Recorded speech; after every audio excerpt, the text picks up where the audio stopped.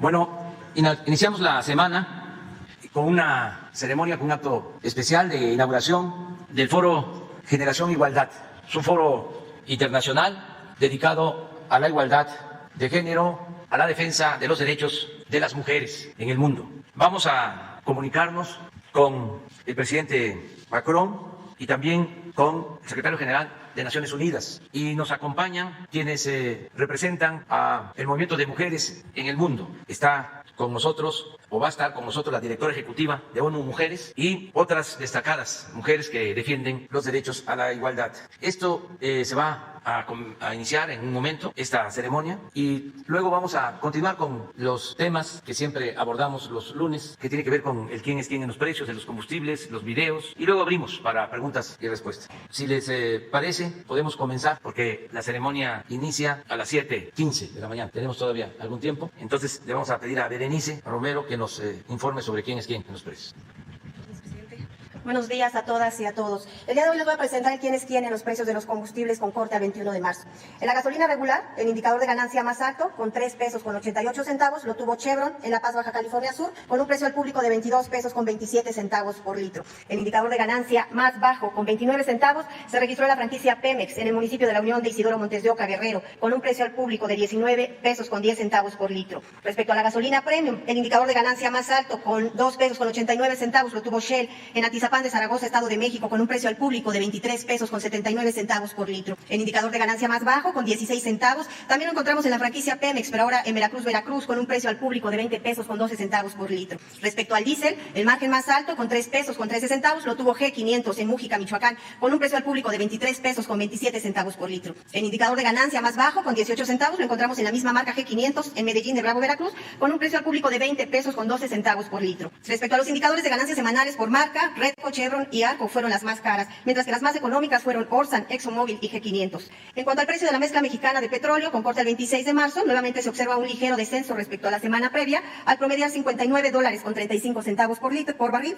En el caso de los precios promedio diarios por combustible, también con corte al 26 de marzo, tenemos el precio de la gasolina premium en 21 pesos con 90 centavos, el diésel 21 pesos con 41 centavos y la gasolina regular 20 pesos con 39 centavos. Respecto a las acciones de verificación a las estaciones de servicio de gasolina y diésel, con corte al 25 de marzo, atendimos 308 denuncias presentadas a través de la app Litro por Litro, realizamos 182 visitas, en 3 gasolineras se negaron a ser verificadas y de nueva cuenta tenemos a Coahuila como una de las que no se dejó verificar y ahora 2 en Yucatán. En coordinación con la CRE, ASEA, Guardia Nacional y el gobierno de Jalisco, la Profeco implementó un operativo especial en esa entidad en el que se verificaron gasolineras en los municipios de Tala, Tlaquepaque, Guadalajara, Tlajocomulco de Zúñiga.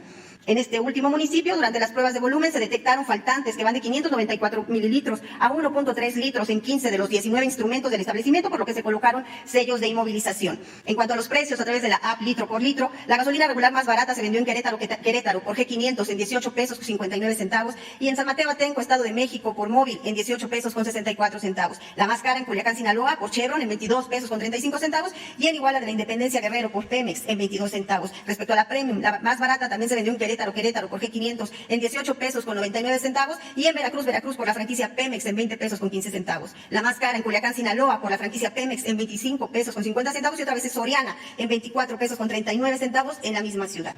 En cuanto al diésel, el más barato también se vendió en Querétaro por G500 en 18 pesos con 99 centavos y en Tampico, Tamaulipas, por la franquicia Pemex en 20 pesos con 11 centavos. El más caro en Angostura, Sinaloa, por la franquicia Pemex en 23 pesos con 89 centavos y por la marca BP en Escárcega, Campeche en 23 pesos con 9 centavos. Seguimos monitoreando las condiciones en las que se encuentran los servicios sanitarios de las estaciones de servicios. Respecto a quiénes tienen los precios del gas LP, el gas LP estacionario tuvo el indicador de ganancia más alto, al igual que la semana previa, con 5 pesos con 38 centavos en gas Tomsa, en Puerto Morelos, Quintana Roo, con un precio al público de 14 pesos con 24 centavos por litro. El indicador de ganancia más bajo, con 1 peso con 60 centavos, lo encontramos en Damigas de Acacoyagua, Chiapas, con un precio al público de 11 pesos con 15 centavos por litro. En el gas LP por cilindro, el margen más alto, con 8 pesos con 80 centavos, de nueva cuenta lo tuvo Tomsa, en Benito Juárez, Quintana Roo, con un precio al público de 26 pesos con 37 centavos por kilo.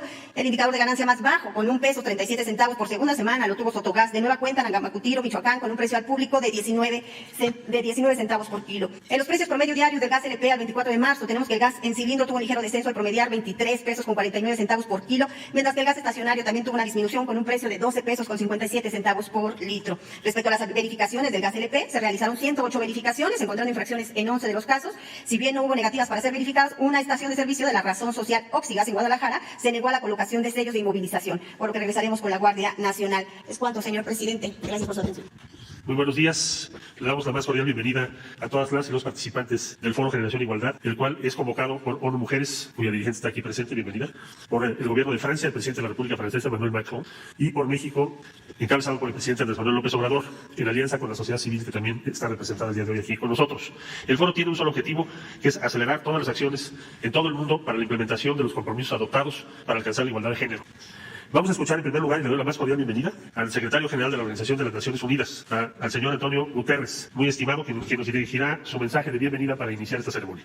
Adelante, don Antonio Guterres. Agradezco al presidente López Obrador la puesta en marcha de este foro Generación Igualdad en la Ciudad de México y por medios virtuales en todo el mundo. Y va también mi agradecimiento a los gobiernos de Francia y México y a todos los demás participantes. Queridas amigas y queridos amigos, hace 26 años, feministas, activistas y jóvenes centraron la acción colectiva en la consecución de la igualdad de género a través de la histórica Declaración y Plataforma de Acción de Beijing. Hoy siguen ustedes impulsando el progreso hacia ese objetivo. Con su presión han contribuido a derribar instituciones y normas sociales patriarcales profundamente arraigadas. También han acercado el poder a quienes con demasiada frecuencia se ven privados de derechos o silenciados. Ha habido victorias importantes, pero el progreso ha sido lento, demasiado lento. La igualdad de género es en esencia una cuestión de poder y el poder sigue estando predominantemente en manos de los hombres. En muchos lugares, la idea misma de la igualdad de género es objeto de ataques. Están volviendo a aparecer leyes regresivas y la violencia horrible contra las mujeres va en aumento, lo que condeno absolutamente. Y ahora, el terremoto que ha supuesto la pandemia de COVID-19 ha destrozado la vida de millones de mujeres y niñas y ha dado al traste con muchos de nuestros logros. Ha llegado el momento de reorientar y dar un nuevo impulso a nuestra misión de crear un mundo más igualitario, justo y sostenible, en el que todas las personas puedan ejercer sus derechos humanos sin miedo ni discriminación. Es un esfuerzo que emprendemos por todas las mujeres y niñas, por las madres de todo el mundo, que se esfuerzan por compaginar la vida profesional con una carga de tareas asistenciales cada vez más pesada, por las niñas indígenas y las refugiadas, por las mujeres que viven con discapacidad y por las jóvenes que desean acceder a una carrera en el ámbito de la tecnología y las ciencias, por las defensoras de los derechos humanos y por tantas otras. Esta labor va dirigida a todos y debe ser llevada a cabo por todos, mujeres y hombres por igual. A medida que nos recuperamos de la pandemia, debemos centrarnos en 5 pasos fundamentales. En primer lugar, proteger la igualdad de derechos de las mujeres en toda su diversidad y derogar las leyes discriminatorias. En segundo lugar, velar por la igualdad de representación en los consejos directivos de las empresas, en los gobiernos y en los parlamentos, pero no solo en ellos, adoptando medidas especiales y cuotas. En tercer lugar, fomentar la inclusión económica de las mujeres a través de la igualdad salarial, la protección del empleo, los créditos específicos y las inversiones en la economía del cuidado y de la protección social. En cuarto lugar, promulgar inmediatamente planes de respuesta de emergencia para abordar la violencia contra las mujeres y las niñas. En quinto lugar, dar espacio a la transición intergeneracional que está en marcha y a la juventud que aboga por un mundo más justo e igualitario. Para cuando lleguemos a París en junio, queremos ver objetivos e inversiones audaces sobre la mesa y un fuerte impulso de las múltiples partes comprometidas con la igualdad de género. Conseguir que la igualdad de derechos se haga realidad para la mitad de la población mundial es la lucha inconclusa por los derechos humanos de este siglo. Muchas gracias. Agradecemos la participación del secretario general de la Organización de las Naciones Unidas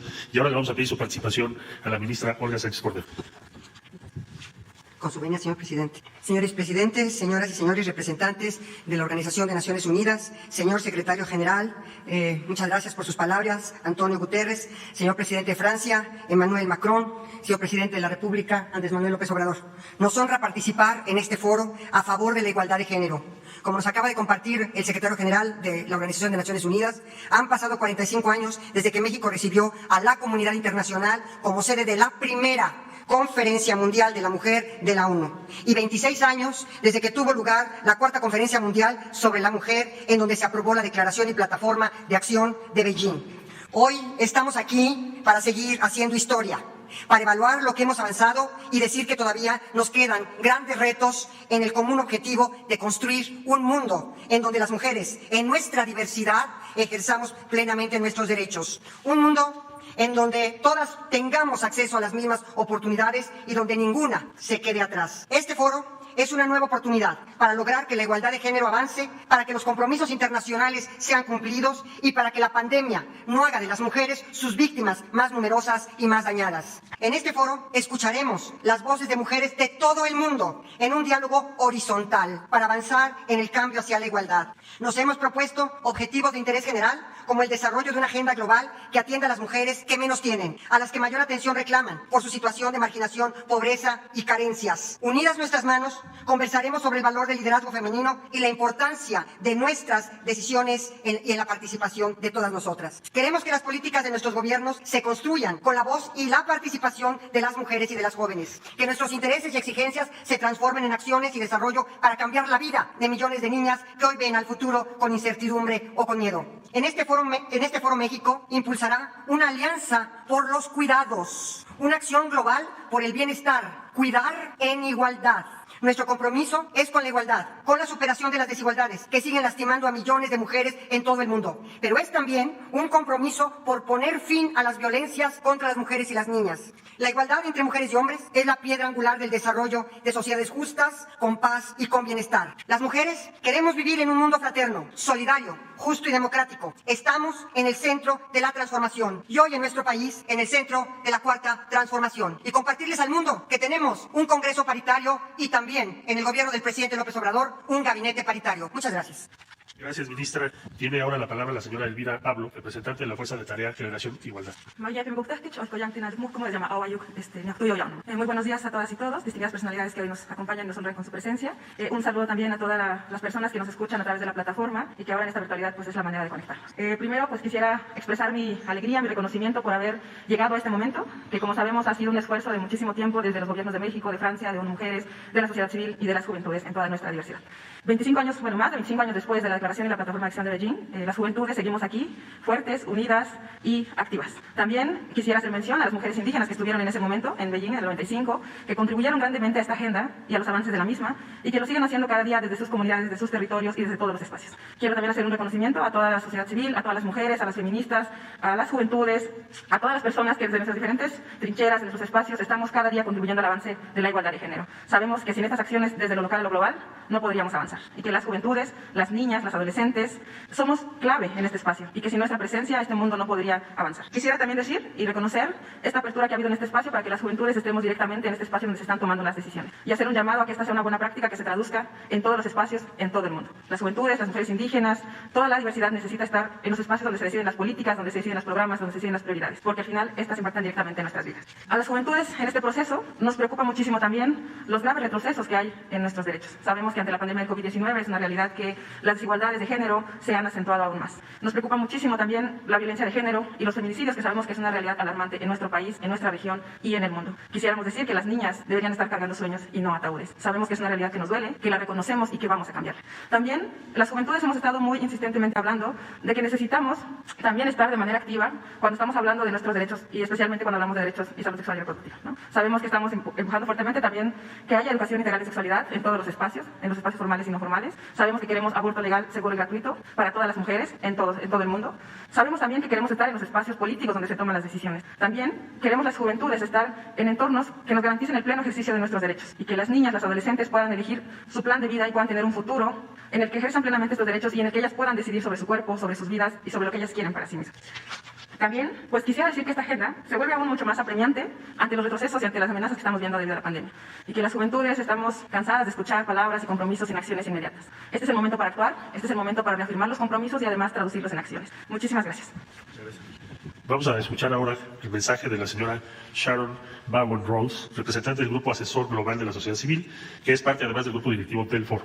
Thank you for this opportunity to join you from Fiji. All protocols observed. Generations of women have raised our voices for equality, development and peace from the front line of non-violence movements demanding justice for all. We have negotiated with armed combatants and brokered peace. We organize as first responders to humanitarian and environmental crises, drawing on indigenous wisdom and intergenerational learning. We have created safe community, media and online spaces, demonstrating innovation with accessible technology. We have woven and laid out our maps, building coalitions and alliances, including with traditional and faith leaders. We reaffirm that the sustainability of our feminist agenda demands an intergenerational perspective that recognizes and reaffirms the diverse voice, agency, and leadership of all women throughout their life. Today, we stand with women in crises and conflict situations, working to bring an end to violence, including by security forces. We stand together in opposition to any attempts to roll back the rights of women and girls, whatever the source, COVID-19, climate change and crisis, discrimination or misogyny. The Generation Equality Forum Civil Society Advisory Group has demonstrated feminist and women's rights collaboration. More recently, the Mexico CSAG and France CSAG have also been organizing to ensure continuity after the Paris Forum,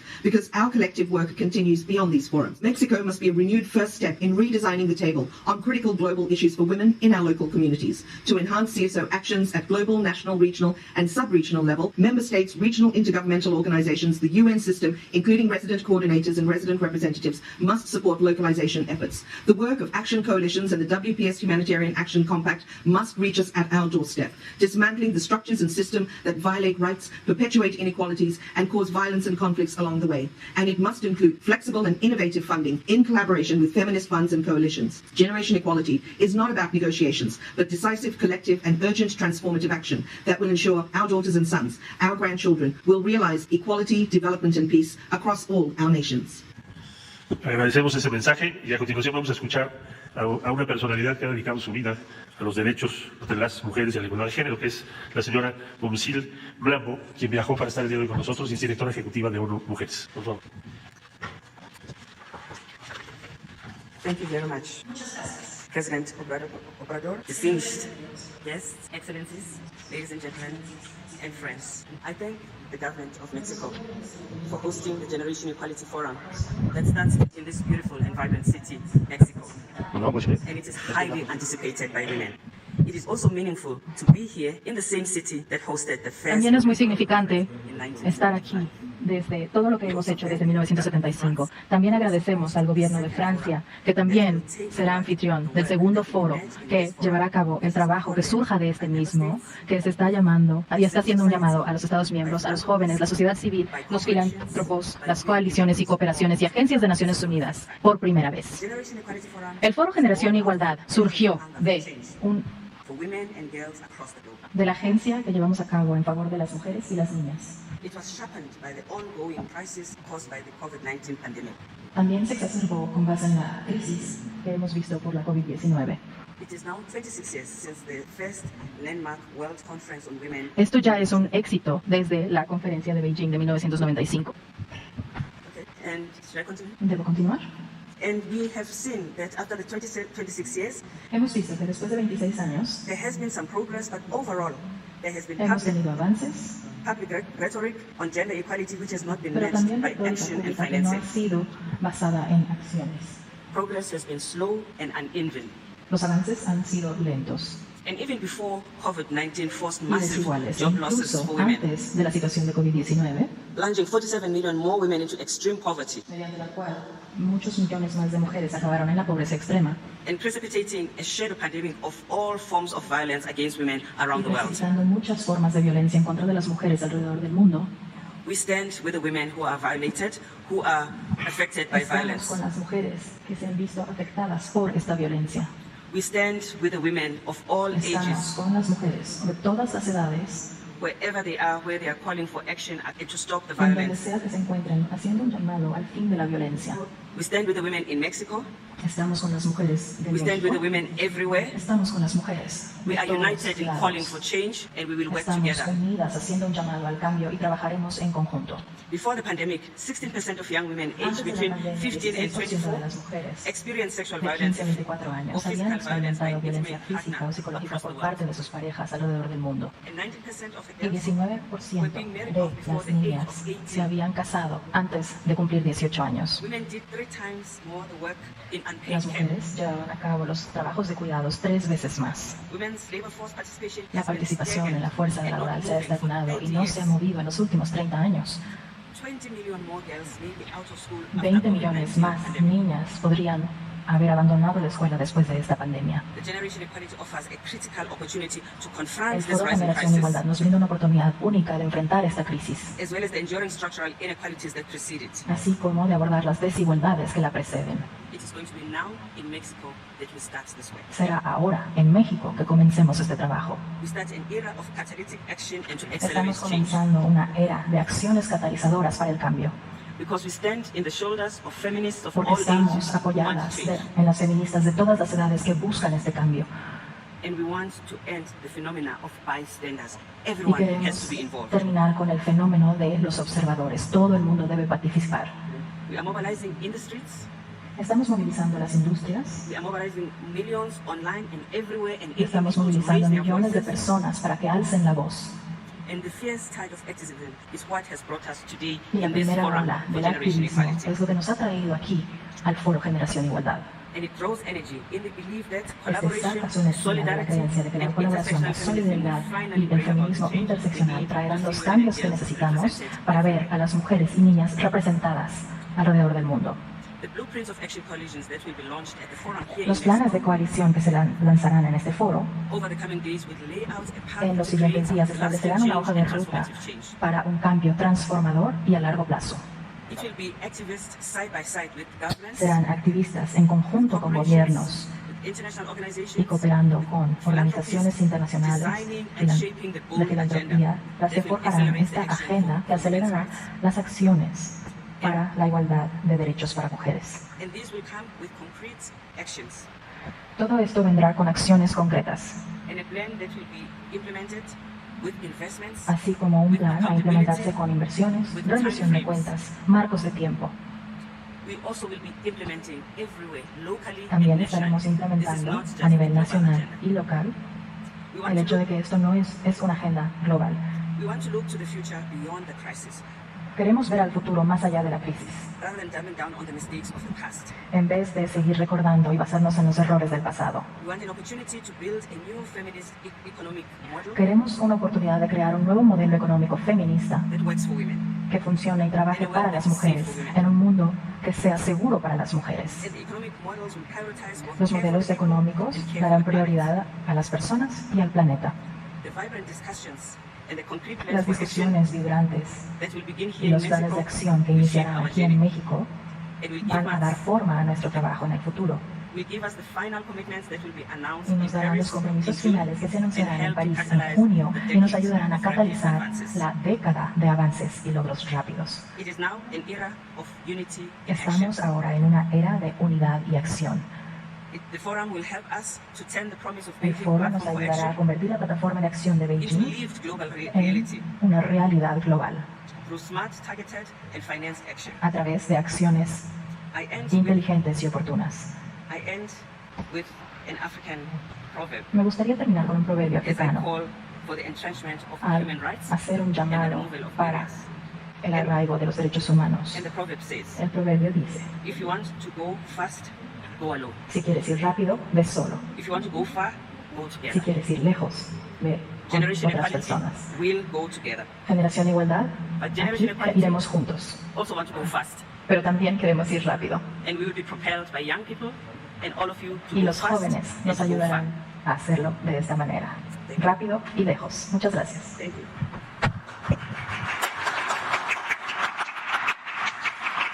Muchas gracias, Tom Chile, por tus alentadoras palabras. Y ahora vamos a escuchar al presidente de la República Francesa, Emmanuel Macron. Monsieur le Président, cher ami, Monsieur le Secrétaire Général des Nations Unies, Madame la Directrice Exécutive, Mesdames et Messieurs, je suis très heureux de m'adresser aujourd'hui à vous pour le lancement du Forum Génération Égalité que la France co-préside aux côtés du Mexique sous l'égide d'ONU Femmes, dont je salue la mobilisation avec le système des Nations Unies. Je souhaite remercier le Président López Obrador qui nous réunit aujourd'hui pour porter ensemble cette grande cause de l'égalité entre les femmes et les hommes. Et je veux, Monsieur le Président, féliciter votre pays pour l'organisation de la première étape de ce moment particulièrement attendu par la communauté internationale et la société civile. Grâce à la détermination commune de nos deux pays, qui portent fièrement une diplomatie féministe, nous y sommes. Pourquoi le Forum Génération Égalité? D'abord pour réaffirmer haut et fort, tous ensemble, que les droits des femmes sont des droits humains, des droits universels. Qu'aucun relativisme, qu'aucune justification religieuse, culturelle, quelle qu'elle soit, ne saurait les réduire, les remettre en cause, les faire reculer ou accepter l'arrêt de ce combat pour plus de droits. Que ces droits sont inaliénables, intangibles, que l'égalité entre femmes et hommes n'est pas négociable en fonction des contextes ou des époques. 25 années après la conférence de Pékin, nous ne pouvons que constater non seulement qu'aucun pays dans le monde n'a encore atteint la pleine égalité entre femmes et hommes, malgré les efforts et les progrès collectifs, mais aussi que le caractère universel des droits des femmes doit en 2021, malheureusement, encore être défendu. Pour ne pas dire que dans certaines régions, il est parfois en train de régresser, d'être à nouveau contesté, de subir des reculs. Rassemblés à Mexico puis à Paris, notre message est le suivant. Rien, aucune idéologie, aucun particularisme ne peut remettre en cause ce principe d'égalité. Aucune crise, aucun obstacle ne doit entraver notre combat pour que chaque femme dans le monde puisse jouir entièrement de ses droits. La crise de la Covid-19 nous a tous affectés. Elle nous a rappelé aussi la persistance des violences que subissent les femmes, cette pandémie de l'ombre qui s'est nourrie des situations de confinement. Elle nous a rappelé les inégalités économiques et sociales que subissent aussi, au premier chef, les femmes dans le monde.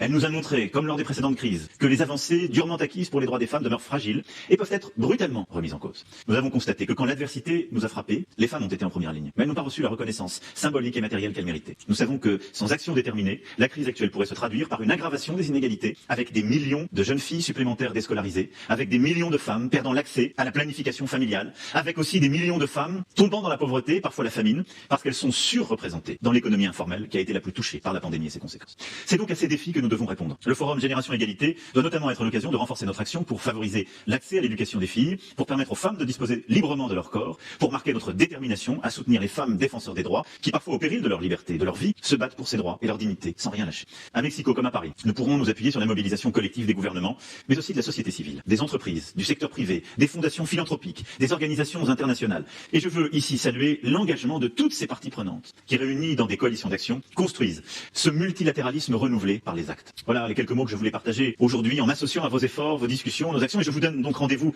à Paris pour poursuivre notre action commune. Nous donnerons la parole à celles qui portent ces combats au quotidien avec courage. Nous écouterons notre jeunesse et ses aspirations pour l'égalité. Nous lancerons le plan global d'accélération pour l'égalité entre les femmes et les hommes pour donner l'élan qui permettra à la génération égalité d'amplifier nos efforts collectifs dans les 25 prochaines années et au-delà. Voilà, chers amis, mesdames et messieurs, je vous remercie. Muchas gracias.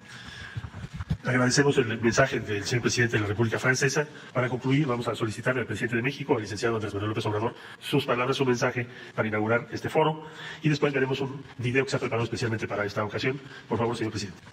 Amigas, amigos, presidente de Francia, Emmanuel Macron, secretario general de la ONU, Antonio Guterres, directora ejecutiva de la ONU, mujeres, Sunsile Mambo Nunca. Antes de leer este texto que escribí para esta ocasión, quisiera expresar mi pesar por un lamentable hecho ocurrido antier en Tulum, Quintana Roo, México. Una mujer, Victoria Esperanza Salazar, salvadoreña, fue sometida por la policía, por 4 elementos de la policía de Tulum y de Quintana Roo. Fue brutalmente tratada y asesinada. Es un hecho que nos llena de pena, de dolor y de vergüenza. Decir a sus familiares, a las mujeres salvadoreñas, mexicanas, las mujeres del mundo, a todos, hombres y mujeres, que se va a castigar a los responsables. Ya están en proceso de ser enjuiciados y no habrá impunidad. Una característica de nuestro gobierno, a diferencia de otros, es que antes había autoritarismo, se cometían estos hechos con frecuencia y además había impunidad. Ahora no, se respetan los derechos humanos y hay 0 impunidad. Se castiga siempre a los responsables. En México estamos atendiendo la principal causa de la desigualdad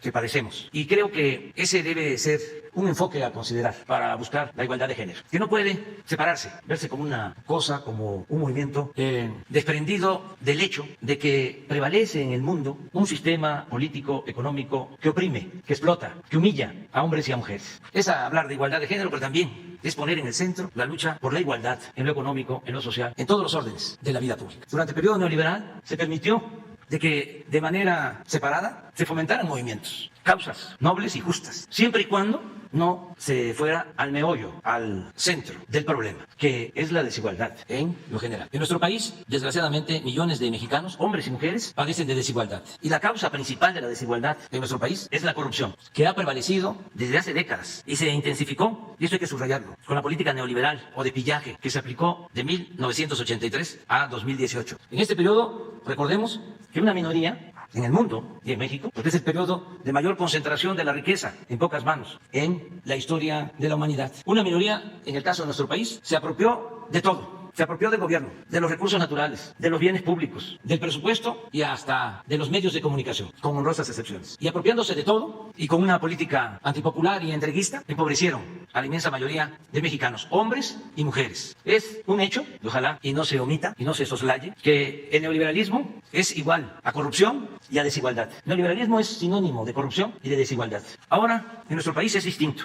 El gobierno no está aplicando la política neoliberal o de privatizaciones. El gobierno no es un comité al servicio de una minoría rapaz. Es un gobierno para todas y para todos. Ahora las mujeres indígenas y campesinas tienen oportunidades de trabajo digno, con mejores salarios, cuentan con becas para sus hijas e hijos, reciben apoyos para mejorar sus escuelas. La educación y la salud son derechos que se ofrecen de manera gratuita. En el periodo neoliberal se apostó a que la educación y la salud se pusieran en el mercado como mercancías para que pudiesen alcanzar la educación y la salud los que tuviesen dinero para pagar atención médica, medicamentos o para pagar colegiaturas en escuelas particulares. Para nosotros la educación y la salud no son privilegios, son derechos de los pueblos. Millones de mujeres adultas en nuestro país reciben pensión, todas las mujeres adultas. Es un programa universal que no existía anteriormente con estas características. Lo mismo 1 millón de niñas y niños con discapacidad reciben pensión. Las mujeres trabajadoras también reciben apoyos. Las jóvenes que están trabajando de aprendices en talleres, en empresas, en comercios, en el campo. Millones de mujeres jóvenes que trabajan como aprendices en el programa Jóvenes Construyendo el Futuro. Artesanas que obtienen créditos a la palabra. Mujeres obreras que ganan más porque nuestro gobierno ha elevado el salario mínimo como nunca se hizo en los 36 años de periodo neoliberal. Las mujeres de clase media no tienen que vivir en la incertidumbre de los aumentos constantes de precio. No se padece como antes de carestía. No aumenta el precio de la energía eléctrica o del gas. No hay gasolinazos. En el terreno de la participación política de las mujeres, como aquí se ha dicho, con la participación de nuestro movimiento, se avanzó para que en la actualidad en el Congreso, en México, tanto en la Cámara de Diputados como en la Cámara de Senadores, haya igualdad de hombres y mujeres. En el gabinete del gobierno que represento, lo mismo, la mitad son mujeres. México, en este aspecto, ocupa los primeros lugares en el mundo. Estamos también en esta concepción de transformar y de ir al fondo. Estamos combatiendo el clasismo, la discriminación y el racismo, como nunca. Y no hay tolerancia para el machismo, ni hay tampoco impunidad. Se castigan crímenes de odio y feminicidios. Las mujeres en nuestro país son libres y cada día que pasa deseamos que sean más libres y sobre todo que se acabe la desigualdad. No solo entre hombres y mujeres, sino entre las clases sociales. Que se acabe la desigualdad entre clases sociales. Que no haya un México con pocos ricos y muchos pobres, sean hombres o mujeres. Queremos vivir en una sociedad verdaderamente humana, luchando a diario para alcanzar el ideal, la utopía por la que soñaron los revolucionarios franceses desde el siglo XVIII. Libertad, igualdad y fraternidad. Muchas gracias. Muchas gracias, señor presidente, por su mensaje. Vamos ahora a ver un video para concluir esta reunión y si me lo permiten, antes quisiera agradecer muy especialmente la presencia en este evento del embajador de la República Francesa en México, Jean-Pierre Asbas-Adourien, del señor Peter Groman, que es el coordinador residente de ONU en México, la señora Belén Sanz-Luque, representante de ONU Mujeres en México, desde luego de Nadine Gassman, que es la presidenta del Instituto Nacional de Mujeres, desde luego de la embajadora Janet Morgan, secretaria ejecutiva del Foro Generación Igualdad México, y por supuesto también la maestra Marta Delgado Peralta, subsecretaria de Relaciones Exteriores, y quien nos está viendo por línea ahora, la senadora Marta Lucía Mitchell Camarena, que preside la Comisión para la Igualdad de Género del Senado de la República. Bueno, pasamos, muchas gracias a todas, a todos, pasamos al video para concluir esta inauguración. ¿Qué define una generación? ¿Es solo el año en que naces? ¿O hay algo más? Hemos vivido diferentes décadas, diferentes circunstancias, diferentes países, pero compartimos la misma lucha por nuestros derechos, por la justicia, por un mundo igualitario. Tal vez lo que define a nuestra generación no es nuestra edad ni nuestro origen, sino el momento que estamos marcando en la historia. Reconocemos el poder que hemos alcanzado, pero también la crisis que enfrentamos. Tenemos claras las acciones que debemos tomar para que vivamos en igualdad. Nuestra resistencia es nuestra esperanza. Y la igualdad, nuestro futuro. Sé parte de esta transformación. Esto es el Foro Generación Igualdad. Muchas gracias y ahora despedimos a nuestras distinguidas y distinguidos invitados para dar lugar a que pueda continuar esta conferencia. Queda inaugurado este foro que nos llena de orgullo. Muchas gracias, Umsile Mlambo, por tu presencia y por participar. Gracias, ministra Olga Sánchez Cordero. Gracias, Elvira Pablo.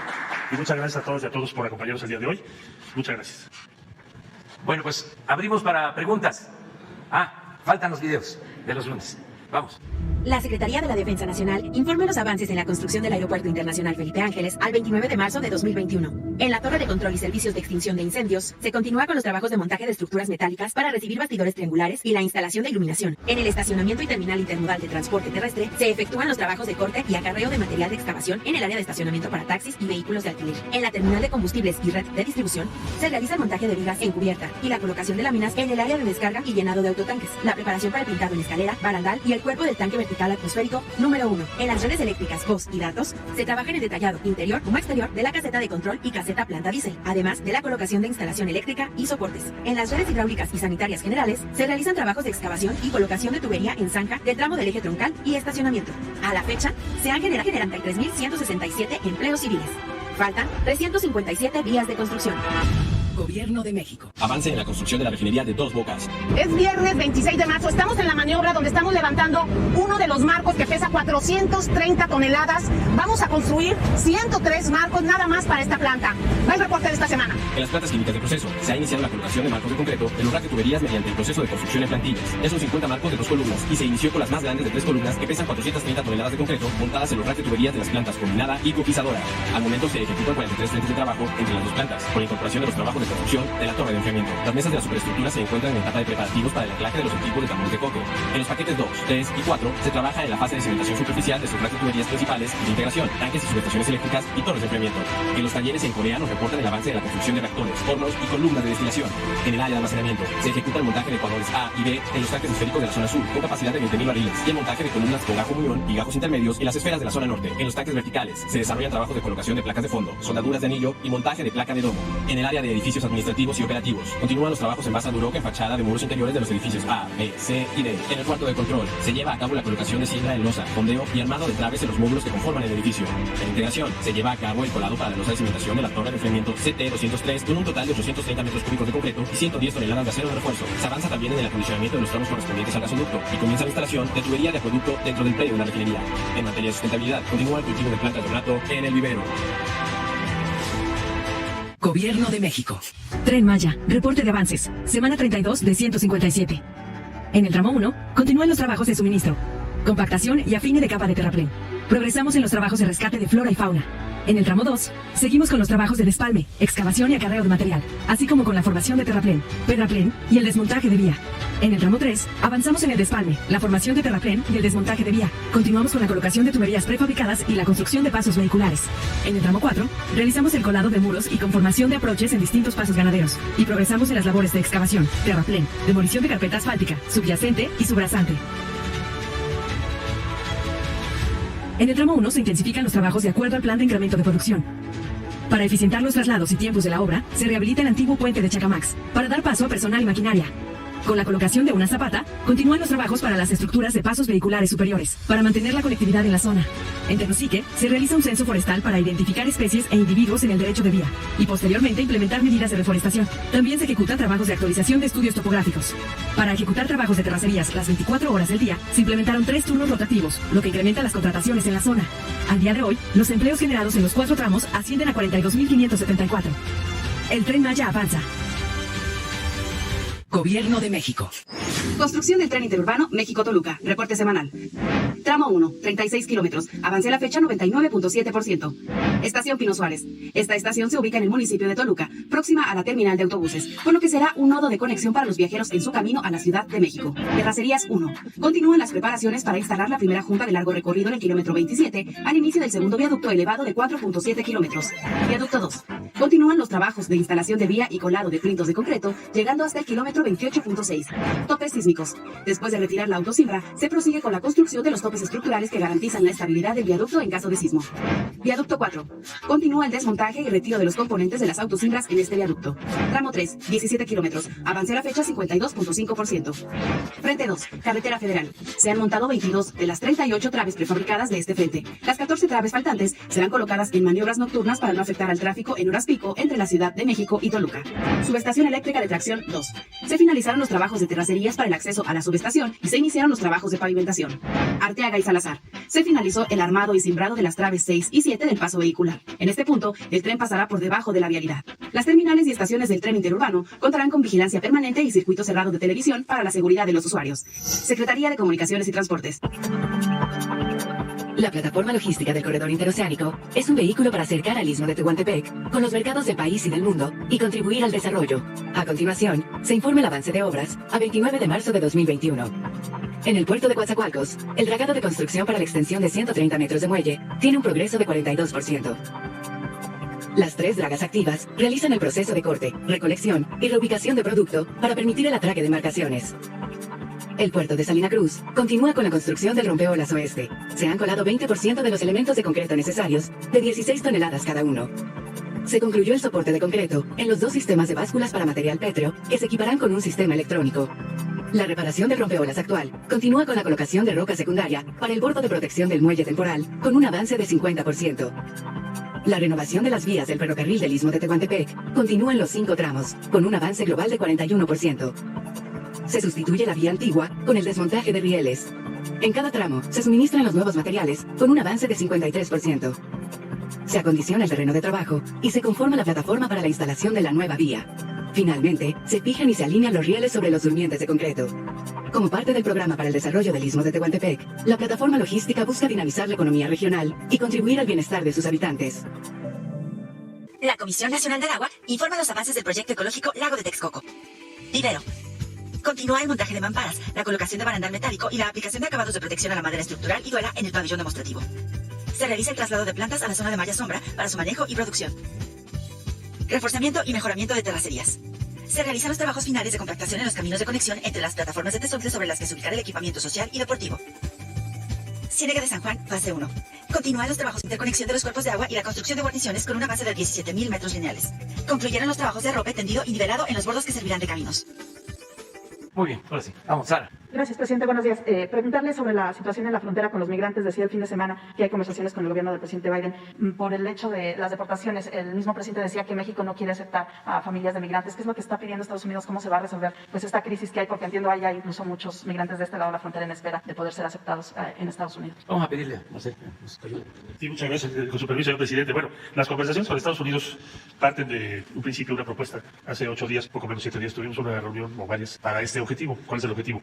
Como usted sabe, hemos propuesto que haya un programa de acción inmediata en Honduras, Guatemala, El Salvador y otra serie de inversiones que podrían incluir al sur de México. ¿Qué es acción inmediata? Bueno, pues hay un efecto económico tremendo de la pandemia. Se han paralizado las actividades económicas. El Salvador, Honduras tuvieron que cerrar, Guatemala casi al mismo tiempo también. Y nosotros no nos quedamos fuera de eso. Hemos tenido que diseñar restricciones a la actividad económica que tiene que ver con sana distancia o con restricción de actividades no esenciales debido a la pandemia. Entonces tienes un gran efecto económico y social. Y si no hay una acción del mismo tamaño, pues no se puede resolver el problema que estamos enfrentando. La única forma de resolverlos con esa inversión. Entonces se les presentó qué es lo que ha desarrollado México en los últimos 2 años, en donde estamos trabajando por primera vez de manera directa. Nunca antes México había hecho eso. De manera directa quiere decir que se incluya a jóvenes o a personas de otras edades en programas sociales donde directamente les das el respaldo a cada persona, no hay intermediario. Entonces esto se ha hecho con Jóvenes Construyendo el Futuro y se ha hecho con Sembrando Vida, con convenio que hicimos con El Salvador, que hicimos con Honduras, con Guatemala, lo haremos muy pronto. Y los resultados se mostraron o se compartieron con los norteamericanos. Ellos no tienen programas de ese tipo, tienen otros programas, pero no son el mismo sentido.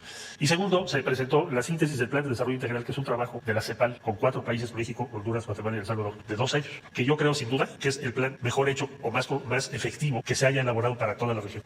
Entonces se presentaron estos 2 documentos, las experiencias, y se plantea, bueno, la solución para que haya una migración opcional, o sea, que puedas tomar esa opción como sostiene el presidente López Obrador, y no que sea impuesto por la situación económica que ahora se vive, con la inseguridad, está en emprender una gran acción de carácter social y económico como la que acabo de describir. En eso vamos ahorita, esa es la posición que México ha defendido.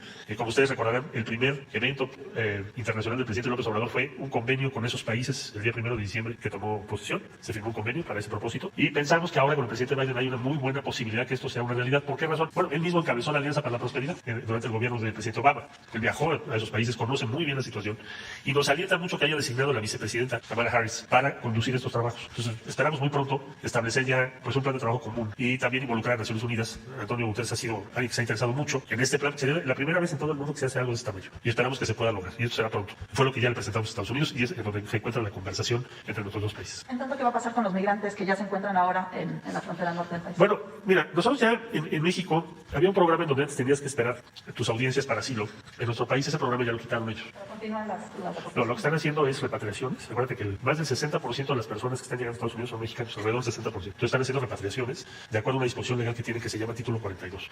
En el caso de los centroamericanos, lo que estamos planteando es que haya acuerdos entre Estados Unidos y esos países para el manejo, sobre todo de los menores. Hay menores no acompañados en un número importante, es lo más preocupante de todo. Y sobre eso también están trabajando ellos y nosotros también.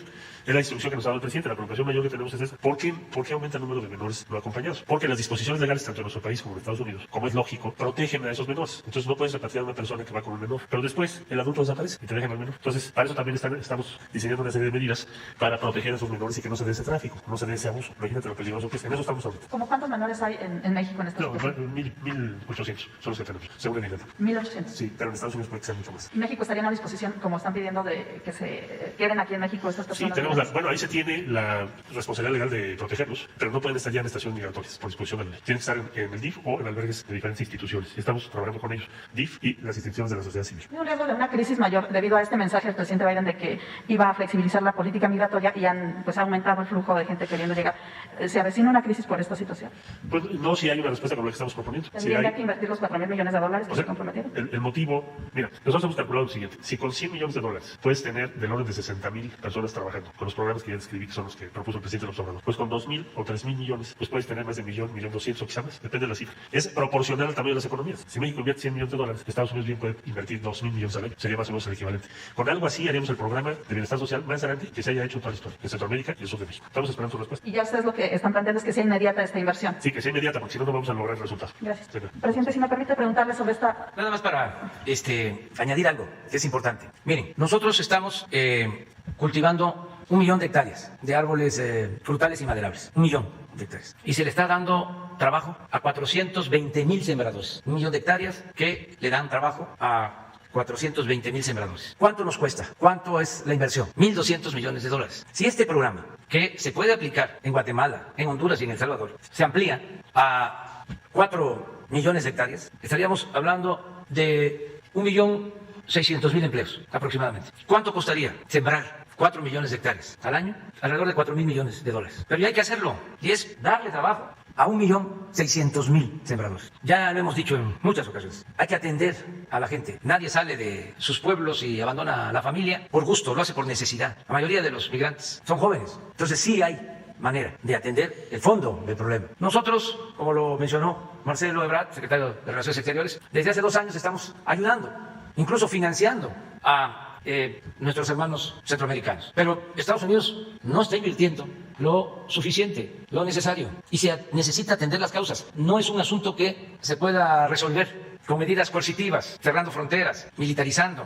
No, hay que ir a atender las causas. Desde luego, tiene que haber orden y cuidar que no haya un desbordamiento en flujos migratorios, porque esto también significa más riesgos para los migrantes, violación de sus derechos humanos. Lo que nos sucedió lamentablemente en Tamaulipas, donde asesinaron y quemaron a 19 hermanos guatemaltecos. Y otros casos, antes eran frecuentes los asesinatos, las masacres de migrantes en el norte del país. Ahora cuidamos que esto no suceda. Por eso hay que atender las causas y hay que estar cuidando que no haya anarquía, desbordamiento, desorden, y también que se informe a la gente a partir de que se van a llevar a cabo acciones, anunciar ya esas acciones para que no se tenga la idea de que están abiertas las fronteras y de que ahora la política migratoria de Estados Unidos es mejor que la de antes, y por lo mismo, con engaños, traficantes de personas hagan su agosto, cobren dinero los llamados polleros y pongan en riesgo a la gente. Entonces, es un tema que vamos a seguir tratando con el gobierno de Estados Unidos. Es muy buena la relación con el gobierno de Estados Unidos, hay muy buena voluntad de parte del presidente Biden, pero como en todas partes del mundo, las burocracias son lentas, son cuerpos de avance lento. Entonces se requiere pues empujar al elefante para que camine y hacer las cosas, como decía la compañera de Sudáfrica, rápido y que vayan lejos. Así dijo, ¿no? Rápido y lejos. Presidente, 2 cosas. Preguntarle sobre la iniciativa de reforma a la ley de hidrocarburos. Algunos involucrados en el sector, consultores que están evidentemente con las empresas, plantean que esto implicaría una especie de expropiaciones. Y preguntarle en otro tema, ¿cuándo y dónde se vacunaría contra el COVID? Si es que ya se va a vacunar. Bueno, la iniciativa que enviamos es fundamentalmente para evitar el contrabando, porque en el gobierno anterior, en el marco de la llamada reforma energética que se aprobó, no lo olvidemos, porque no leo nada de eso en la prensa, ni escucho nada en la radio, ni veo nada en la televisión. Se aprobó con sobornos que entregaron a legisladores. La nota es la nota. ¿Cómo es que no se habla de eso? Imagínense que se aprueba una reforma tan importante para el país, porque se entregaron bloques para la explotación petrolera a particulares, a empresas nacionales extranjeras. Se entregaron concesiones para la explotación de la industria eléctrica, para la generación de electricidad. Y hubo dinero de por medio para sacar los votos. Bueno, como hicieron esos cambios en la Constitución, en las leyes, que ni siquiera se enteraron los legisladores lo que estaban aprobando. Porque ¿saben dónde se hicieron esos cambios? En los despachos de las empresas petroleras. Es una vergüenza todo eso que sucedió. En los despachos de las empresas eléctricas. Los abogados, los fiscalistas de esas empresas fueron los que diseñaron las reformas legislativas que se aprobaron. Entonces, ahí se aprobó que se entregaran concesiones a diestra y siniestra para la importación de combustibles. ¿Saben cuántas concesiones entregaron para importar combustibles? Más de 1,000. para un volumen 3 veces mayor a lo que consumimos de combustibles. Un poco lo que hicieron con las concesiones mineras, que entregaron también como confeti, tiraron como confeti las concesiones mineras. Ya hemos hablado de que nuestro territorio tiene 200 millones de hectáreas y concesionaron en el periodo neoliberal 120 millones de hectáreas para la explotación minera. ¿Cuándo se terminan de explotar 120 millones de hectáreas? Bueno, ¿por qué entregaron tantos títulos de concesiones mineras? ¿Por qué entregaron tantas concesiones para la importación de gasolinas? Pues para la especulación. Personas que recibieron hasta 10 concesiones para importar gasolinas y nunca las utilizaron. Así como ahora ya están devolviendo las concesiones porque no quieren pagar los impuestos, porque antes mantenían las concesiones, tenían que pagar impuestos, pero les condonaban los impuestos. Y como ahora ya no se permite eso, pues están devolviendo las concesiones. Esperemos que se recupere la superficie que se entregó durante el periodo neoliberal para las concesiones mineras. Lo mismo en el caso de las concesiones o los permisos que se entregaron para la importación de combustibles. Fueron más de 1,000. ¿Cuántos quedan? Como 75, porque lo fueron cancelando, no cumplieron, nunca trajeron a México gasolinas, porque tampoco construyeron instalaciones, puertos, tanques de almacenamiento, ductos. ¿Quién siguió abasteciendo de gasolina? Pemex. Hasta las mismas empresas extranjeras que tienen gasolineras le compran a Pemex, o Pemex les abastece. ¿Qué fue lo que sucedió? De que muchos de esos contratos que se cancelaron se siguen usando de manera irregular y están metiendo combustible de contrabando. Hay huachicol. Por eso enviamos esta iniciativa de reforma a la ley de hidrocarburos, para poner orden. Se acaba la robadera y a veces les cuesta trabajo pues entenderlo y aceptarlo. Pero ni modo que sepamos de delitos y nos quedemos callados. No vamos a ser tapaderas cómplices. Entonces por eso es esta iniciativa. Y ojalá y la lean los legisladores y también los comentaristas de los medios de comunicación para que no echen a andar una campaña hablando de lo que tú comentabas, de expropiación. Ha quedado claro de que no se va a llevar a cabo, si no es necesario, una reforma constitucional en materia de energéticos. Se van a respetar los contratos, incluso en este asunto, los que tienen los contratos, se les van a respetar los 70 contratos, quienes tienen contratos vigentes. Nada más que ya no vamos a otorgar más contratos si se aprueba la ley, porque también necesitamos proteger a Pemex para garantizar el abasto de gasolinas. No podemos estar dependiendo del extranjero.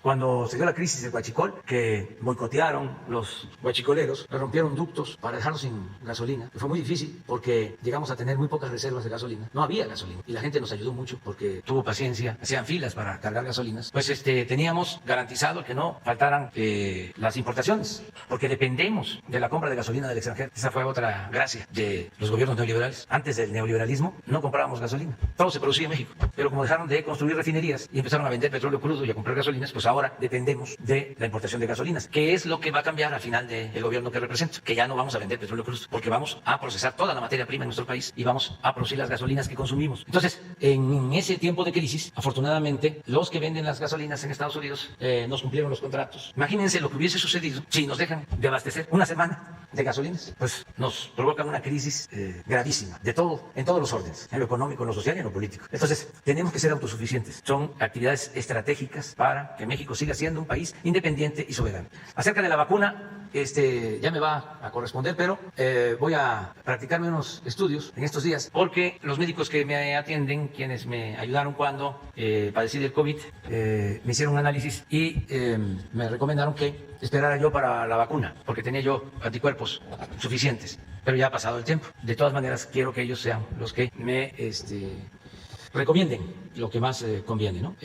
Ya me va a tocar porque está ya programada esta semana para la Cuauhtémoc. También pude haberme vacunado en Tlalpan porque también ahí tengo mi domicilio. No, ya la credencial ya la cambié. Ya estoy domiciliado aquí en Palacio Nacional. Vamos a ver qué me dicen los médicos en unos 10 días, una semana, 10 días. Me van a hacer análisis y dependiendo de eso, ya me vacuno. A ver, vamos precisamente hablando de vacunas. Están llegando vacunas de Estados Unidos. Marcelo, ¿por qué no lo explicas, por favor? Y agradecerle al presidente Biden por esto.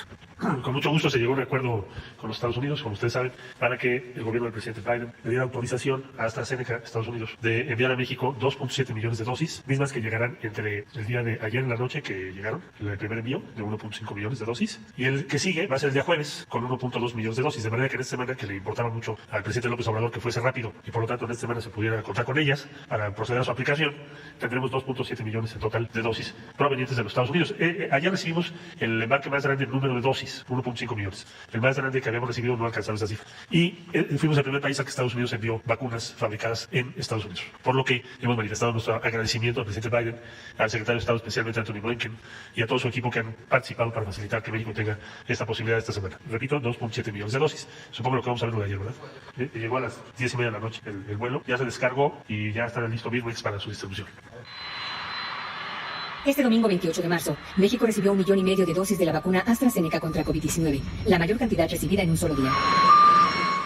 El arribo de este embarque es resultado del acuerdo entre los presidentes de México, Andrés Manuel López Obrador, y de Estados Unidos, Joseph Biden, mediante el cual nuestro país recibirá 2.7 millones de dosis de esta farmacéutica.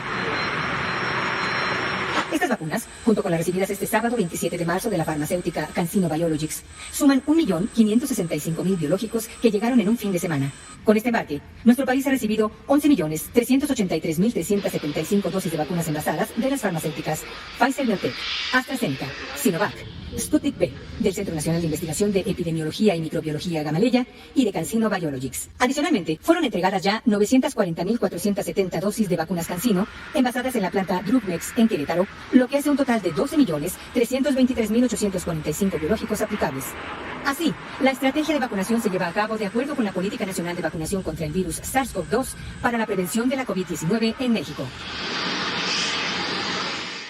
Nada más aprovechar para dos comentarios. Uno, que viene la Semana Santa, bueno, ya estamos en la Semana Santa, recomendarles a todos que nos cuidemos. Ya sabemos cómo cuidarnos. No se prohíbe nada, prohibido prohibir. Es cosa de tomar conciencia. La pandemia continúa, desgraciadamente, está bajando el número de contagios, pero hay pandemia y hay que procurar no enfermarnos hasta que tengamos la vacuna que nos proteja, porque no solo es lo lamentable, lo doloroso de las pérdidas de vidas humanas, que no son números, no son estadísticas, no solo es eso, es que el que sale de la pandemia, que puede vivir para contarlo, sí tiene que padecer secuelas, nos afecta a nuestro organismo. Entonces, que no nos infectemos. No solo es que está en riesgo la vida, sino que nos afecta el organismo y nos los va a cobrar con el paso del tiempo. Acuérdense de que esta pandemia hace más daño a quienes padecemos de enfermedades crónicas. Entonces, cuidémonos ahora en Semana Santa con todas las medidas. Y lo otro que quiero también apuntar es que estamos aprovechando precisamente de que está bajando el contagio para vacunar y nos están saliendo bien las cosas, porque afortunadamente las farmacéuticas, los gobiernos nos están ayudando y tenemos dosis para vacunar a todos los adultos mayores, que es nuestra población ahora preferente. Si continuamos como vamos, es probable que a mediados de abril ya tengamos a todos los adultos mayores vacunados, cuando menos con una dosis, pero a más tardar a finales de abril. Solo la Ciudad de México hoy informaba la jefa de gobierno que se calcula que para la próxima semana ya van a estar todos los adultos mayores. Entonces, ¿qué es lo que quiero que se sepa? Que vamos de inmediato a iniciar la vacunación de maestras, maestros, trabajadores de la educación, del sector público y del sector privado, porque necesitamos regresar a clases presenciales. Urge regresar a clases presenciales. Y va a incluir a escuelas públicas y privadas para que podamos, antes de que finalice el ciclo escolar, tener ya clases presenciales. Desde luego, si no tenemos imprevistos, si no tenemos una situación de nuevo de incremento de contagios, pero toco madera que eso no va a suceder. ¿Por qué hablo de el regreso a clases? Para irnos ya preparando, porque también necesitamos hacerle un reconocimiento, así como tenemos nuestros héroes, nuestras heroínas, que son los médicos, las enfermeras, los trabajadores de la salud, que arriesgaron su vida, están arriesgando su vida para salvar vidas. Así también tenemos que hacer un reconocimiento a padres de familia y de manera especial a las mamás, que durante mucho tiempo han estado ayudando a sus hijos. Hay mamás que se han puesto a estudiar sobre las distintas materias para ayudar a sus hijas, a sus hijos, papás y mamás. Entonces ya también es tiempo de que se vaya a la escuela. Y lo anuncio con anticipación para que nos organicemos, padres de familia, maestras, maestros, autoridades, y empiecen a limpiarse los planteles educativos, a pintarse, a arreglarse, que ya estemos en esa tesitura, en esa idea de que vamos a el regreso a clases. Buenos días, señor presidente, canciller, buenos días, encargada de despacho de la Profeco, buenos días. Mi nombre es Diego Elías Cedillo, de Tabasco Hoy, Quintana Roo, Campeche Hoy y Diario Basta de la Ciudad de México en Grupo Cantón. Señor presidente, en atención al evento que tuvimos a bien hoy, ser copartícipes con el gobierno de Francia y con las Naciones Unidas, me voy a permitir referir a una política y filósofa francesa, autora de la Declaración de los Derechos de la Mujer y la Ciudadanía en 1791, Olympe de Gauche. Ella refería en su momento esta idea de que las mujeres pudieran tener derechos políticos y ser defendidas y ser tomadas en cuenta por el Estado. Si bien usted al principio de la conferencia mostró su postura por el lamentable fallecimiento de Victoria, yo creo que más de una y un mexicano quisiera saber las acciones que va a llevar el gobierno federal en materia de seguridad y por su parte si el canciller Ebrard nos pudiera informar al respecto de este posicionamiento que dio el presidente de El Salvador para que se esclarecieran los delitos y la Cancillería ya remitió alguna respuesta sobre eso. Y puntualmente, señor presidente, ¿qué se va a hacer para esclarecer este delito, si se manejaron en el Gabinete de Seguridad hoy temprano y si han tenido comunicación con el gobierno tanto estatal como municipal? Gracias, señora primera presidente. Sí, es lo que expresé. Van a ser castigados los responsables de este crimen brutal, vergonzoso y doloroso, desde luego. Entonces, está actuando la Fiscalía del Estado de Quintana Roo. Hay comunicación. Hoy se trató el tema en la reunión del Gabinete de Seguridad. Y acerca del pronunciamiento del gobierno de El Salvador, creo que Marcelo puede aclarar. Bueno, estamos en comunicación con el gobierno de El Salvador. Desde luego esto ha causado indignación para todos los que hemos tenido conocimiento de los hechos. Y el gobierno de México manifestó por diversas vías, la ministra de Gobernación, para empezar, la postura del gobierno mexicano que hoy va a conocer el presidente. La indignación la encabeza el presidente de México. El presidente de El Salvador así lo ha entendido, tiene la información de lo que se va a hacer, no va a haber impunidad, se va a actuar de inmediato, es indignante y es inaceptable. Y estamos en comunicación con el gobierno de El Salvador por instrucciones del presidente de la República. Ellos están enterados de esto y cada paso les vamos a estar informando para actuar de manera conjunta. La posición de El Salvador ha sido una posición respetuosa. El propio presidente Bukele, hace un momento, hace poco, manejaba en un tuit de que hay que evitar reacciones que a veces se dan en contra de las y los mexicanos porque quienes han encabezado la indignación son las y los mexicanos y son los delincuentes los que cometieron esto. Es un acto criminal, pero no tipifica lo que significa México. De manera que estamos en comunicación con él y con su equipo y desde luego que esto le vamos a dar seguimiento con el gobierno del Estado de Quintana Roo. La Secretaría de Gobernación hoy decía que se ha establecido comunicación desde el primer momento y hay una información hora por hora. Y así será, también se le va a dar a conocer al gobierno de El Salvador. La compañera. Falta. ¿Paso la segunda? Sí. Okay. Disculpe. Ahora, señor presidente, en atención al segundo cuestionamiento y con base en lo que comentaba de la reforma energética aprobada en el sexenio pasado, usted refirió que se daban estos famosos moches por parte de las principales autoridades del gobierno federal. En este caso, obviamente, el dinero tendría que haber salido de la Secretaría de Hacienda o en un momento dado administrado por la Secretaría de Energía, respectivamente a cargo del maestro Luis de Garay, en su defecto del exsecretario Pedro Joaquín Caldwell. En caso de que se pudiese comprobar el recurso ilícito o de que se hayan desviado fondos de las arcas del Estado de manera ilícita, ¿estaría en condiciones el gobierno mexicano, ya sea por salvoconducto de la Unidad de Inteligencia Financiera o de la entidad correspondiente, de deslindar responsabilidades y castigar estas acciones en estricto apego a derecho? Sí, ya hay una denuncia que tiene presentada la misma Fiscalía. Ya están haciendo las averiguaciones. Tengo entendido que están llamando a declarar a involucrados porque el señor Lozoya declaró de que entregaban estos sobornos, el anterior director de Pemex, y que lo hacía por instrucciones de otras autoridades. Entonces ya la Fiscalía está llevando a cabo la investigación. Ojalá y pronto se conozcan ya resultados, porque están involucrados legisladores que en aquel entonces recibieron dinero, según la versión de este señor Lozoya. Entonces hay que esperar que la Fiscalía nos informe y que se continúe el proceso ante los jueces. Yo lo subrayo porque se olvida, estamos padeciendo de una reforma energética perversa, dañina, que se aprobó para saquear, para robar, para beneficiar a una minoría, a costa del sufrimiento de la mayoría de los mexicanos, que tienen que pagar más por la luz, o antes tenían que estar padeciendo de gasolinazos o de incrementos constantes en los precios. Todo lo cual, según esta reforma, no iba a suceder. Y esto, pues, como que se ha olvidado, y ahora pues tenemos que reparar el daño en la medida de lo posible, porque fue mucho el daño que se causó, pero hay este hecho demostrable de que entregaron dinero para que se aprobara la reforma. Imagínense, hay versiones de todo tipo de cómo entregaban dinero a los legisladores para que votaran a favor de la reforma energética. Entonces ahora que hacemos estas reformas secundarias que no tienen que ver con derogar la reforma energética, los cambios en la Constitución, sino que es quitarle las aristas más filosas a la llamada reforma energética, que es una actitud moderada, sin que se cancele la posibilidad de que continúen haciendo negocios lícitos y con ganancias razonables, pues hablan de expropiación.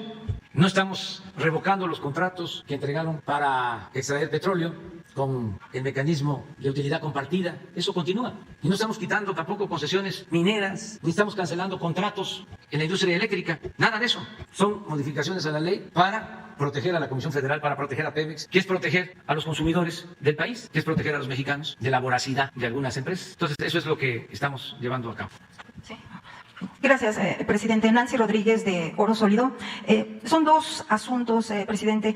En diciembre, cuando usted llegó aquí a las mañaneras y que tuvimos la oportunidad de estar aquí con usted, de cuestionarlo, tocamos el tema de la concesión de las notarías por parte de los gobernadores, que usted nos comentó que era una vergüenza que los gobernadores antes de irse entregaban notarías a sus amigos. Entonces, también tocó el tema de que hacía un llamado, por ejemplo, pues al Colegio de Notarios para que se revisara este asunto, y usted ya hablaba en aquel entonces de que, bueno, pues estos notarios se prestaban también pues para hacer todas estas empresas fantasma y evasión de impuestos en algunas cosas. En diciembre de 2018 se quedó en ese pendiente, y sumado a esto, antes de que empezara la pandemia, también le planteé la problemática que hay con una serie de notarios coludidos con jueces, ministerios públicos en varios estados de la República, porque ya sabemos perfectamente que actúan en varios estados, pero le toqué un tema en específico en el Estado de México, con un notario de apellido Nemename, que ha despojado a personas de la tercera edad de sus propiedades. Hay un tema en redes sociales, todos somos don Arturo. Y bueno, en aquel entonces se planteó también la posibilidad de hablar con la barra de abogados, con el Colegio de Notarios, para revisar su código de ética, para revisar sus principios, y me gustaría saber si tiene alguna información en relación de esto. Obviamente usted dio la instrucción de que pudiéramos ver a la secretaria, pero pues se vino la pandemia y esto no ha sido posible. Pero si tendría usted algo de información acerca de estas convocatorias. Hace unas semanas publicaron algunas asociaciones de abogados a disgusto con las declaraciones que usted hizo precisamente con grupos de abogados como Collado, que está en la cárcel, o el propio Diego Fernández de Ceballos, ¿no? Entonces se sintieron muy ofendidos, pero este tema pues lo traemos aquí en México arrastrando desde hace años. Ese sería mi primer tema, presidente. ¿Qué información nos puede dar al respecto? Gracias. Bueno, yo creo que se ha avanzado porque ya no hay denuncias de entregas de notarías a funcionarios públicos allegados a los gobernadores. No hay información sobre eso. A lo mejor yo no tengo todos los elementos, pero no he escuchado que se estén entregando, como era antes, notarías a funcionarios públicos de los gobiernos. También es oportuno lo que estás planteando, porque van a haber cambios en 15 gubernaturas, en 15 estados. Y la práctica de antes era que ya cuando salían se entregaban estas notarías. ¿A quiénes? Pues a los que habían actuado como secretarios de gobierno, subsecretarios de gobierno, directores jurídicos de gobierno, procuradores, a la gente más cercana del gobernador que salía.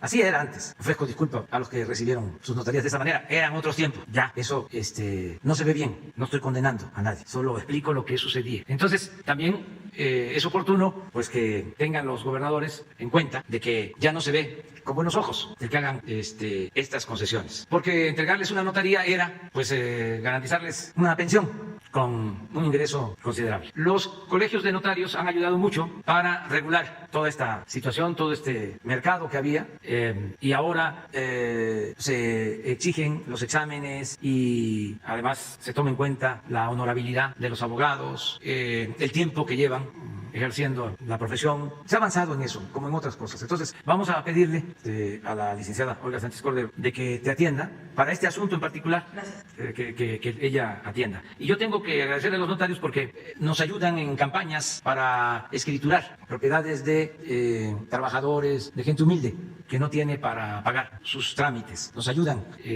bastante y al mismo tiempo se les ha dado toda la confianza para no involucrarlos cuando ellos de buena fe llevan a cabo alguna acción legal, dan fe de alguna compraventa y resulta de que es de dinero del narcotráfico y entonces los involucran a ellos. Entonces ya no hay esa persecución, vamos a decir, a notarios. Se les tiene mucha confianza porque son representantes del gobierno, dan fe y actúan siempre con buena voluntad. Eso es lo que puedo comentar. Sí, gracias, presidente. El segundo punto es que se está presentando ahorita, presidente, una coyuntura interesante en relación a nuestros hermanos migrantes en Estados Unidos.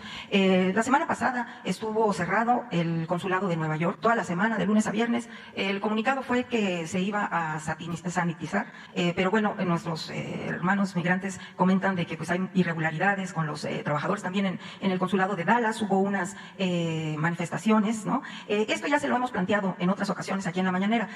Lo que sí es que se presenta que el próximo mes de agosto se vencen los contratos, tengo entendido por 5 años aproximadamente, de cerca de 2,000 empleados de consulados en Estados Unidos. Entonces, se han organizado algunas agrupaciones de ellos donde están pidiendo que se dé el nombramiento a nuevas personas, porque pues ellos aseguran, además ya ve a través de las redes sociales, pues ya están muy enterados y ven la mañanera, están muy confiados en el apoyo que usted les está ofreciendo o el reconocimiento que usted les está ofreciendo, y pues hablan que muchos de estos trabajadores pues vienen de las antiguas administraciones, priistas, panistas, incluso en las cartas que me mandan dicen, pertenecen a las universidades neoliberales, ¿no? Las calificaron ellos así. Entonces, bueno, ellos lo que piden es que qué posibilidades habría de que ellos, usted los conoce mejor, presidente, es gente muy trabajadora, muchos de ellos ya preparados allá en Estados Unidos, muchos de sus hijos también universitarios, empresarios incluso, emprendedores, y están pidiendo qué posibilidades habría de que se nombrara y se contratara a migrantes allá en los consulados. Obviamente también mencionan que por qué no ser cónsules, propios migrantes en Estados Unidos, porque pues tienen hasta la preparación, son casi 40 millones de mexicanos. Esto es por una parte, pero por otra parte la otra coyuntura, señor presidente, es que el presidente Biden acaba de nombrar en su gabinete a Isabel Guzmán, que es de origen mexicano, y ella va a tener a su cargo la administración de pequeñas empresas. Entonces, ella ya manifestó y dio a conocer que tiene el interés de apoyar a los migrantes mexicanos, o más bien a la comunidad mexicana, para que constituyan empresas. Entonces, ya se agregaría a los cónsules y a los consulados, usted decía una especie de procuración, ¿no? Procuraduría. Pero, pues aquí se vería tal vez la posibilidad de que se hiciera algún grupo interdisciplinario entre la Secretaría de Economía, la propia Secretaría de Hacienda y con el canciller, obviamente Marcelo Ebrard, para revisar estos nombramientos, que fue algo similar de lo que usted hizo en el Politécnico, que vinieron aquí los científicos, ustedes aquí los recibieron, usted recibió sus currículums, usted los revisó, y ahorita pues la comunidad de Politécnica está muy contenta por este cambio y de paradigma incluso en el Poli. Entonces sería algo similar con los consulados, pero pues obviamente es más trabajo, por eso la importancia, y sobre todo que viene pues el TEMEC, la fuerza del TEMEC, y ellos, presidente, son muchos de ellos empresarios, estudiantes, y usted sabe que son trabajadores y sobre todo honestos, porque ellos no saben de corrupción ni de tráfico de influencias. ¿Qué consideración tiene sobre esto? Gracias, presidente. Sí, pues darles todo el apoyo a nuestros paisanos migrantes que en efecto están allá, se han preparado, conocen cuáles son los problemas que padecen los migrantes, el maltrato en Estados Unidos al migrante, al mexicano, y nos pueden ayudar mucho en esas funciones. Es cosa de tener los espacios, sí hay la voluntad para que ellos tengan, vamos a decir, preferencia si hay vacantes para atender los consulados y ayudar en todo, como ellos ayudan a México, porque ayudan mucho a México los migrantes. Es la fuente principal de ingresos que tiene nuestro país, las remesas, lo que envían nuestros paisanos. Y ahora en los tiempos de crisis nos han ayudado muchísimo, mucho, y pues merecen todo nuestro respeto, nuestra consideración, nuestro apoyo. Y Marcelo seguramente va a poder atender esta petición, esta demanda, en los dos sentidos. Sí, él va a atenderte ahora, terminando la conferencia, para que se dé respuesta, ¿no? Pero sí hay la voluntad de hacerlo. Muy bien, vamos contigo. Sí, es que es mujer, hombre, mujer. Presidente, buen día. Igualdad de género. Carlos Domínguez, de Nación 14, presidente. Me gustaría contarle un caso de corrupción, presidente.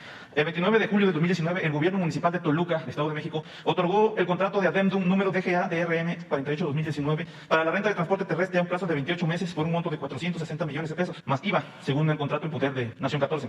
Aunque el día de la entrega del equipo, el alcalde Juan Rodolfo Sánchez Gómez declaró públicamente que se habían invertido solamente 200 millones de pesos en este mismo contrato, el ayuntamiento arrendó 300 patrullas, sedán por 250 millones de pesos, 50 patrullas pick-up por 64 millones de pesos, 50 patrullas tipo Tajo por 96 millones de pesos. La suma de esto da 411 millones más IVA, por lo que el alcalde Juan Rodolfo Sánchez Gómez gastó 211 millones más de lo que declaró públicamente. Esto más las especificaciones Fortasec por más de 49, que dan un total de 460 millones de pesos en números redondos. Basados en cotizaciones negociaciones con agencias de vehículos en el Valle de México, comprar todo este parque vehicular hubiera costado solo 168 millones de pesos, presidente. Y no tendría que devolverse en unos meses, por lo que la Policía Municipal de Toluca está en peligro de volver a quedarse sin unidades para el fin de este año, a menos que se celebre otro contrato semejante a sobreprecio. La empresa Lisi and Fleet Solution SADCB, que ganó la licitación número LPNP HATRP 14-2019 en poder también de Nación 14 y que incluye la renta por 26 meses de 80 motos patrulla full equipo, revelaría que el gobierno municipal también pagó 38 millones de pesos, pues de la misma forma. Al igual que con los vehículos, de haberse comprado este equipo hubiera costado solo 13 millones. O sea, que el alcalde otra vez se gastó más de 24 millones solo por rentarlas, 2 años, 4 meses. Por esto y otros malos manejos de los recursos públicos, la calificadora Moody's bajó de BA1 a B3B1 la calificación de Toluca el año pasado y la mantiene en una perspectiva negativa, por lo que calificaron como debilidades en las prácticas administrativas locales, especialmente la planeación y ejecución del presupuesto. La información completa está disponible en todas las plataformas de Nación 14, presidente, para que lo constaten usted y quienes nos ven desde sus casas. Presidente, su gobierno hace diariamente esfuerzos en pro de unas finanzas públicas, implementando la austeridad y la responsabilidad en la erogación de los recursos. Pero hay alcaldes y funcionarios públicos que con una firma desfalcan sus municipios o localidades, pues generando daños irreparables. ¿Qué opina de este caso en particular y qué propone para evitar que se sigan cometiendo? Se instruiría a la Secretaria de la Función Pública, María Andrea Sandoval, para que revise la naturaleza de estos contratos, ya que fueron recursos de Fortasec, y también al titular de Inteligencia Financiera para que corrobore los cauces de estos recursos. Bueno, que tome nota la Secretaria de la Función Pública, Irmeréndira Sandoval, si te parece, que se investigue. Sí es competencia del gobierno federal. Yo creo que al escucharse tu denuncia, también las autoridades del gobierno del Estado de México van a actuar. Entonces vamos a hacer, si a nosotros nos corresponde, la investigación y vamos a estar pendientes para ver que se aclare. No se trata de juicios sumarios. La conferencia mañanera no es para condenar a nadie, no es para linchar a nadie en lo político. Sí se pueden hacer denuncias, sí hay libertad plena, pero no son juicios sumarios. No se condena a nadie hasta que la autoridad competente lo haga. Desde luego hablamos con libertad porque hace falta la transparencia y además porque hemos padecido mucho de corrupción. Entonces, aunque a veces resulte excesivo todo lo que tenga que ver con la corrupción, hay que denunciarlo y ofrecer disculpas, ¿no? Pero como han abusado tanto, como antes se silenciaba a los medios y no tocaban el tema de la corrupción por décadas, no era un tema. En el periodo neoliberal, ni siquiera en los discursos, ni por demagogia, por retórica, se hablaba de corrupción. Sería bueno que los estudiosos revisaran la prensa escrita, porque sería muy difícil escuchar todos los comentarios de radio o de televisión, pero sí en las hemerotecas, agarrar a 3 periódicos o 5 de todo el periodo neoliberal y a ver de todas las líneas ágatas, de todas las palabras vertidas, de toda la tinta, ¿cuántas veces aparece la palabra corrupción? Sería un buen ejercicio para los estudiantes de comunicación social. Una vez hicimos un ejercicio, ese sí lo tenemos, de todas las reformas que se hicieron en el periodo neoliberal para favorecer a particulares. Y es increíble la manera en que modificaron la Constitución, la ajustaron para llevar a cabo el saqueo.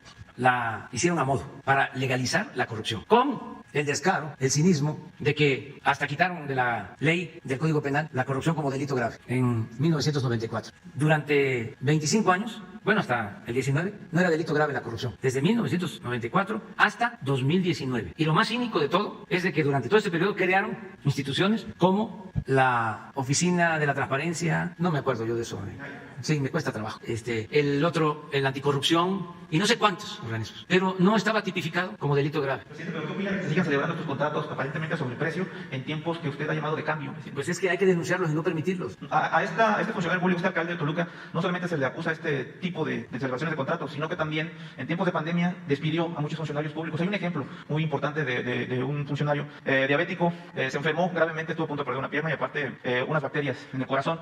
Lo inmovilizaron completamente durante 3 meses. Cuando regresó a su plaza laboral ya había sido despedido pese a presentar sus justificantes médicos. Esto declara él por órdenes del alcalde, ya que hay un tema ahí de revancha, pasándose pues por alto el decreto que usted firmó, donde pues pedía a los alcaldes, a los funcionarios públicos que no despidieran injustificadamente a los ciudadanos, presidente. Esto contrasta un poco con lo que pasó en Acayuca, Veracruz, donde en febrero pasado un joven de 31 años, Ángel Hernández, con parálisis cerebral, asumió el cargo de presidente municipal interino, sustituto del actual alcalde. Pues en un movimiento de inclusión tremendo, presidente, un ciudadano llega a este puesto pese a padecer una enfermedad que le acarrea mucha discriminación.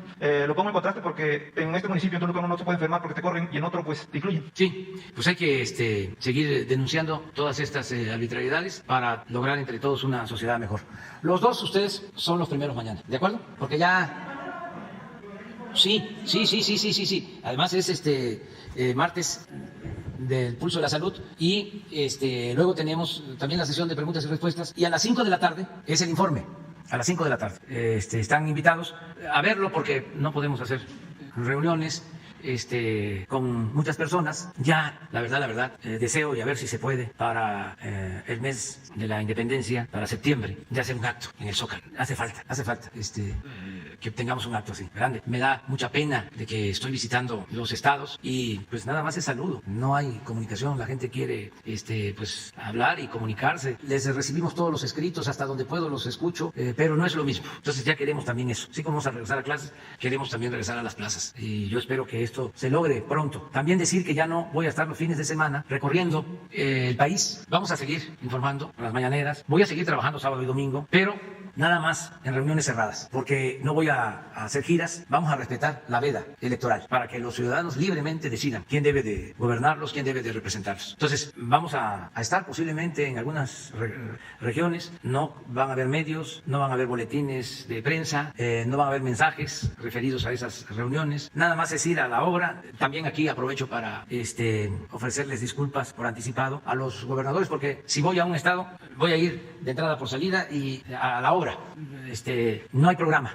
Voy a llegar sin avisar a las obras, y esto los fines de semana, sábado y domingo, para ir avanzando. Acuérdense de que tenemos que hacer en un sexenio 2, porque si trabajamos con intensidad podemos hacer 12 años en 6. Nada más es cosa de no trabajar 8 horas, sino 16, el doble. Ya ven lo que decía San Benito: 8 horas para trabajar, 8 horas para pensar y 8 horas para descansar. Pues como ya no hay mucho que pensar, porque ahora la acción es convicción, entonces son las 8 de pensar y las 8 de trabajar, ya son 16, ¿no? Y se dejan las 8 para el descanso. 8 para pensar y 8 para trabajar, 16. Y 8 para descansar. Así lo recomendaba San Benito, porque estaba a cargo de un monasterio y los monjes se la pasaban mucho, se pasaban mucho tiempo en la meditación, hasta que puso orden, ¿no? Ya dividió las 24 horas del día de esa manera. Entonces, en una transformación, 16 horas es apenas lo mínimo, porque tenemos que sentar las bases de la transformación de México. Ya, creo que se avanzó ya en los 2 primeros años, pero falta consolidar. De modo que, toco madera, si se presentara una regresión, ya no iba a ser lo mismo, ya no sería lo mismo,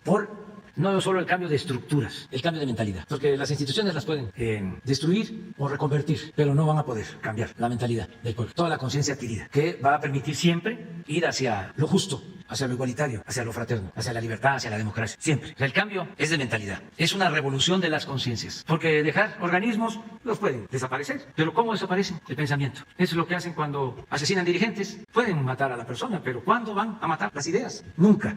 Bueno, nos vemos mañana.